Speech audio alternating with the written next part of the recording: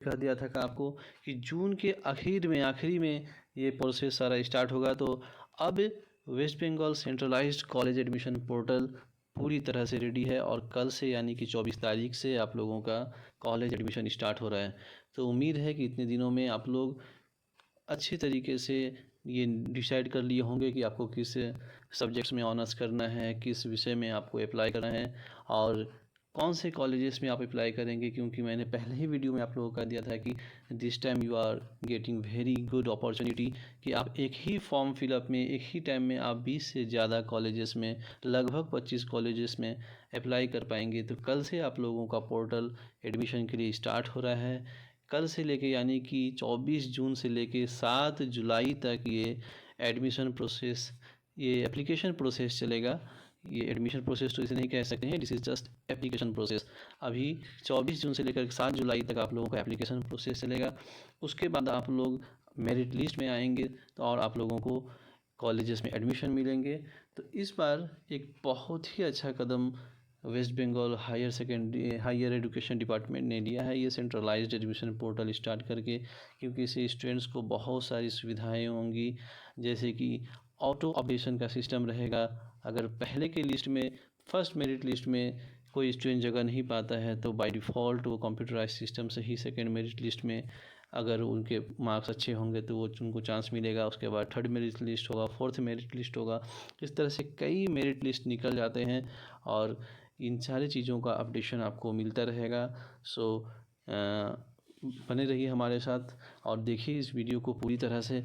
और आज जो मेजर इन्फॉर्मेशंस मैं आपको इस वीडियो के माध्यम से देना चाहता हूं तो वो पहला चीज़ ये है कि कल से जो आप एप्लीकेशंस के लिए काम स्टार्ट करेंगे तो कुछ डॉक्यूमेंट्स आपके पास पहले से ही रेडी रहने चाहिए, ताकि आपको अप्लाई करके टाइम, एप्लीकेशन करने के टाइम आपको ज़्यादा परेशानी ना हो, ज़्यादा आपका टाइम कंज्यूम ना हो। तो कुछ डॉक्यूमेंट्स आप ऑलरेडी रखेंगे, जैसे कि डेट ऑफ बर्थ प्रूफ के लिए आपको माध्यमिक का एडमिट कार्ड।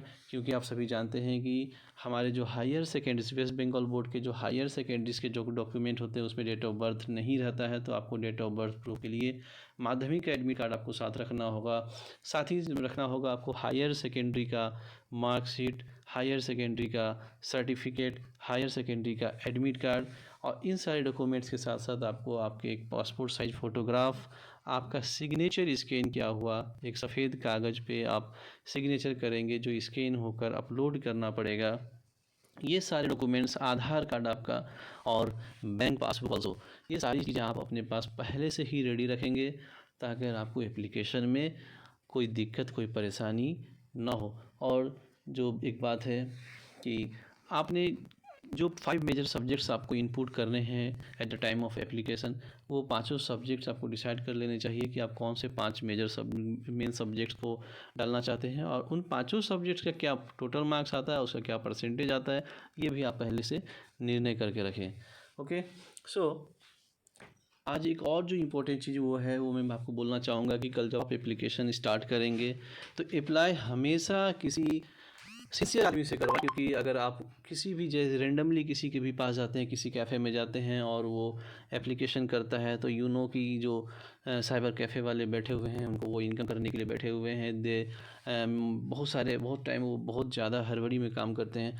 लेकिन एक बात याद रखिएगा कि अगर वो कोई भी मिस्टेक कर देता है, आपके नाम के स्पेलिंग का मिस्टेक या आपके डेट ऑफ बर्थ में मिस्टेक कर देता है या कोई भी एक इम्पोर्टेंट इन्फॉर्मेशन में गलती कर देता है तो उसका हर्जाना आपको भुगतना पड़ता है। आपका 1 साल ख़राब होगा, आपका एप्लीकेशन रिजेक्ट होगा। तो कभी भी कराइए, किसी सिंसियर आदमी से कराइए, जिनके पास आप जाते हैं उनसे कहिए कि थोड़ा सिंसियरली काम को करें ताकि किसी भी तरह की कोई त्रुटि, कोई कमी, कोई गलती, कोई एरर ना रह जाए। ठीक है। और आगे जो है जो मोस्ट इम्पोर्टेंट थिंग है कि मैं आप लोगों को थोड़ा हिंट दे देता हूँ कि किस तरह से एप्लीकेशन प्रोसीड्योर होगा। सबसे पहले देखिए, आप ये पोर्टल विजिट करेंगे वेस्ट बंगाल सेंट्रलाइज्ड एडमिशन पोर्टल.in और इस पोर्टल पे आप जाएंगे तो सबसे पहला जो काम होगा आपको, वो पहला काम होगा कि आपको रजिस्टर करना होगा। जी हाँ, तो सबसे पहले आपको रजिस्टर करना होगा। रजिस्टर करने के लिए आपको यहाँ देखेंगे आप 2 आइकॉन्स आपको राइट हैंड साइड में दिख रहे होंगे, लॉगिन और रजिस्टर का आइकॉन। तो सबसे पहले आप रजिस्टर के आइकॉन पे जाएंगे और रजिस्टर के आइकॉन पर जाने के बाद आपसे कुछ इन्फॉर्मेशन डिटेल्स मांगेंगे। ये लोग कुछ आपके पर्सनल कॉन्टेक्ट नंबर्स मांगेंगे, लाइक आपका मोबाइल नंबर आ जाएगा। तो आप पहले से ही अपने मोबाइल नंबर निर्णय करके रखेंगे, डिसाइड करके रखेंगे कि कौन सा नंबर आपको देना है। तो कोई एआई के नंबर आप इनपुट कर देंगे जो आपके पास अवेलेबल हो। जी हाँ, ऐसा नंबर आप देंगे इसमें जो नंबर उस समय एप्लीकेशन के टाइम आपके पास हो। क्यों? क्योंकि उस पर OTP आएगा, वन टाइम पासवर्ड आएगा, और एक ईमेल आईडी भी आपको प्री डिसाइडेड रखना है कि कौन सा ईमेल आईडी आप एप्लीकेशन फॉर्म में यूज करेंगे। क्योंकि आपका मोबाइल नंबर और आपकी ईमेल आईडी ये दोनों ही OTP के माध्यम से वेरीफाई होगी। तो अगर आप पहले से एप्लीकेशन के टाइम रेडी नहीं रखते हैं तो आपको परेशानी का सामना करना पड़ सकता है। इसलिए मोबाइल नंबर और एक ईमेल आईडी आप पहले से ही प्री डिसाइडेड रखें कि कौन सा मोबाइल नंबर और कौन सा ईमेल आईडी आपको यूज करना है at the time of application. तो आप फर्स्ट ऑफ ऑल एक मोबाइल नंबर इनपुट करेंगे। ओके, मोबाइल नंबर इनपुट करने के बाद में आप देखेंगे जैसे ही आप 10 डिजिट का एक मोबाइल नंबर इनपुट करेंगे आपको दूसरा ऑप्शन मांगा जाएगा। दूसरा ऑप्शन आपसे मांगा जाएगा ईमेल आईडी का। जी हाँ, मोबाइल नंबर के बाद आपसे ईमेल आईडी मांगी जाएगी। तो आप ये भी ईमेल आईडी भी मैंने जैसा कि कह दिया आपको कि पहले से ही आप एक ईमेल आईडी प्री डिसाइडेड रखेंगे कि आपको कौन सी ईमेल आईडी यूज करनी है। तो आप वो ईमेल आईडी भी पुट कर देंगे, और वो ईमेल आईडी पुट करने के बाद जैसे ही आप ये जो कंटिन्यू टू नेक्स्ट स्टेप है ना, इस जैसे ही आप कंटिन्यू टू नेक्स्ट स्टेप पे क्लिक करेंगे आपके मोबाइल में OTP आ जाएगा, और आपकी ईमेल आईडी पे भी एक OTP आ जाएगा। और उसके बाद देखिए जैसे ही आप नेक्स्ट स्टेप करेंगे, नेक्स्ट पेज पे जाएंगे, तो आपसे कुछ पर्सनल डिटेल्स मांगे जाएंगे, जैसे कि आपका फर्स्ट नेम का मतलब है कि अगर जिस स्टूडेंट का नाम 3 वर्ड्स में है, लाइक आरती कुमारी सिंह, तो फर्स्ट नेम में आप लिखेंगे आरती। आप फर्स्ट नेम में क्या लिखेंगे? आप फर्स्ट नेम में लिखेंगे आरती, मिडिल नेम में लिखेंगे आप कुमारी, और लास्ट नेम का मतलब होता है आपका टाइटल, आपका सरनेम। तो उसमें आप लिखेंगे सपोज फॉर एग्जांपल सिंह। तो जिसका नाम जिस तरह का है, अगर आपके सिर्फ 2 ही वर्ड के नाम हैं तो आप मिडिल नेम छोड़ देंगे, फर्स्ट नेम और लास्ट नेम देंगे। अगर आपका नाम 3 वर्ड्स का है तो आप फर्स्ट नेम, मिडिल नेम और लास्ट नेम तीनों देंगे।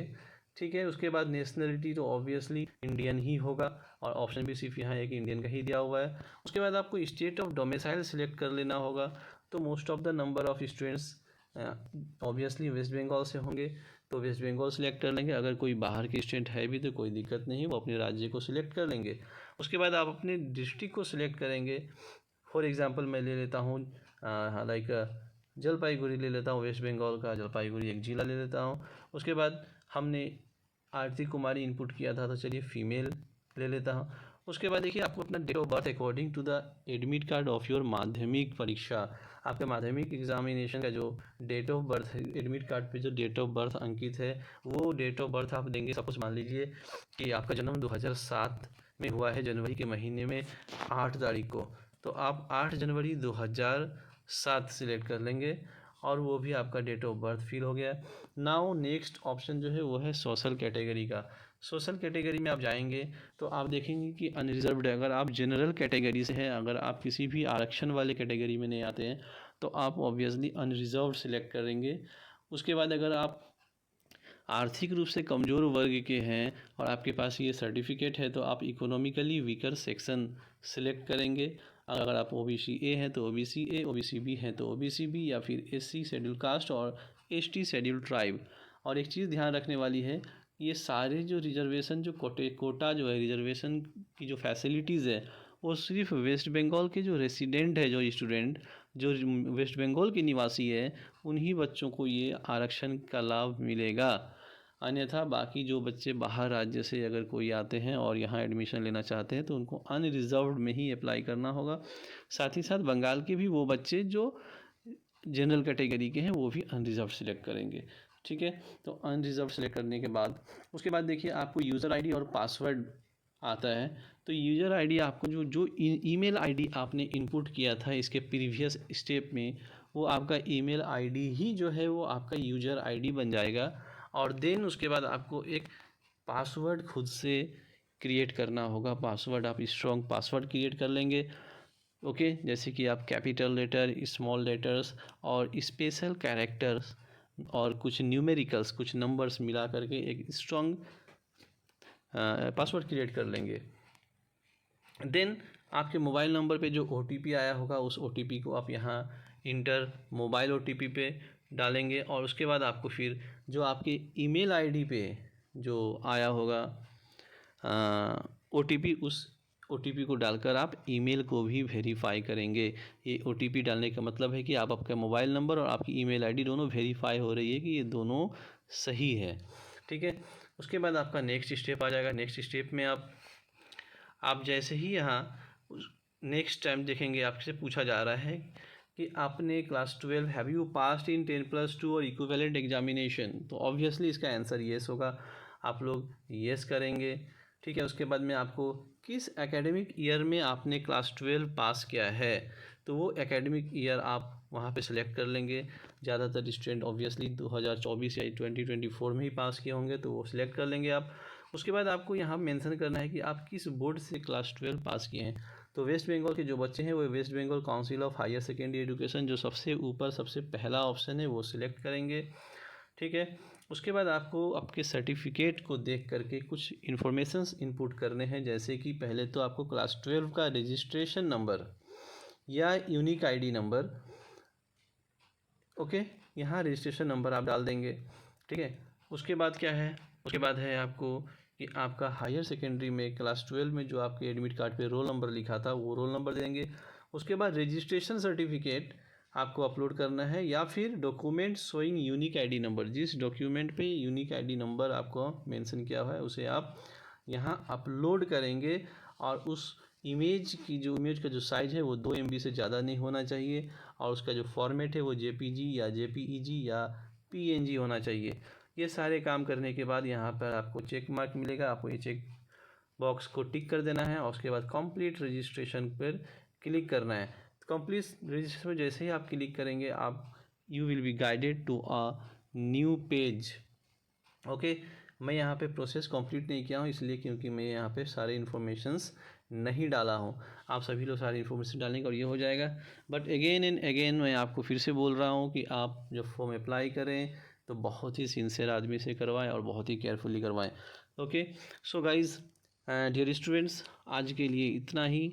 मैं उम्मीद करता हूँ आप लोग अच्छे से अप्लाई करेंगे, आप लोगों को फर्स्ट मेरिट लिस्ट में ही एडमिशन मिल जाए और आप आगे की पढ़ाई भी बहुत अच्छे से करें। So thank you very much, be with us on RK institute. Thank you very much.